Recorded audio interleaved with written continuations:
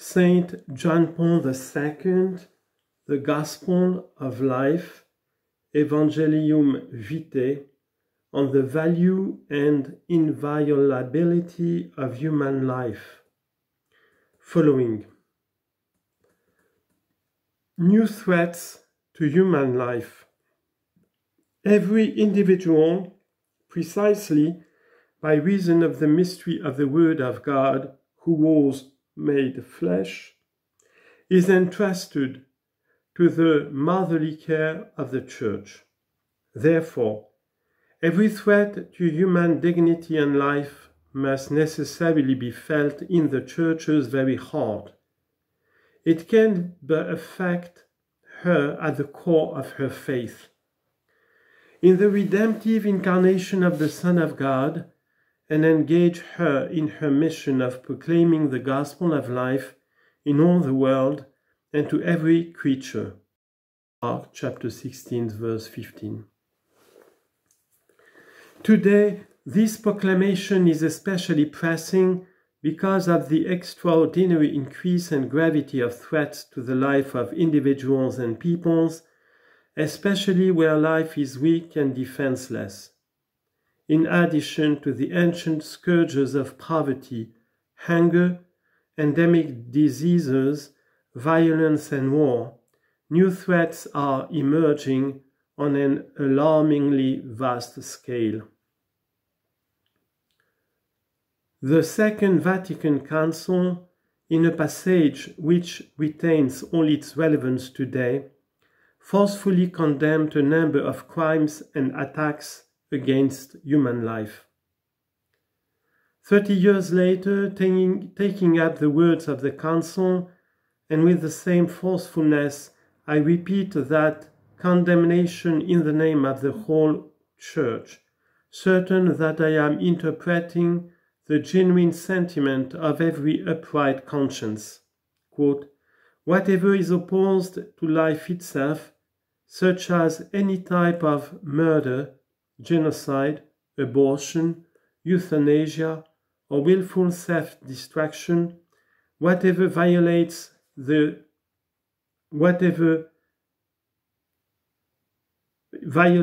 integrity of the human person, such as mutilation, torments inflicted on body or mind, attempts to coerce the will itself, whatever insults human dignity, such as subhuman living conditions, arbitrary imprisonment. Deportation, slavery, prostitution, the selling of women and children, as well as disgraceful working conditions, where people are treated as mere instruments of gain rather than as free and responsible persons. All these things and others like them are infamies indeed. They poison human society, and they do more harm to those who practice them than to those who suffer from the injury. Moreover, they are a supreme dishonor to the Creator. Unfortunately, this disturbing state of affairs, far from decreasing, is expanding. With the new prospects opened up by scientific and technological progress, there arise new forms of attacks on the dignity of the human being. At the same time, a new cultural climate is developing and taking hold, which gives crimes against life a new and, if possible, even more sinister character, giving rise to further grave concern. Broad sectors of public opinion justify certain crimes against life in the name of the rights of individual freedom, and on this basis they claim not only exemption from punishment, but even authorization by the state, so that these things can be done with total freedom and indeed with the free assistance of healthcare systems. All this is causing a profound change in the way in which life and relationships between people are considered.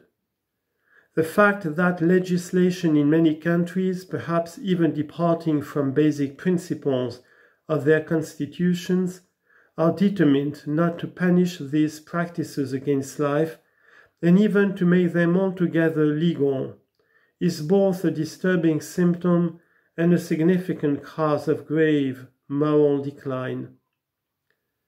Choices once unanimously considered criminal and rejected by the common moral sense are gradually becoming socially acceptable.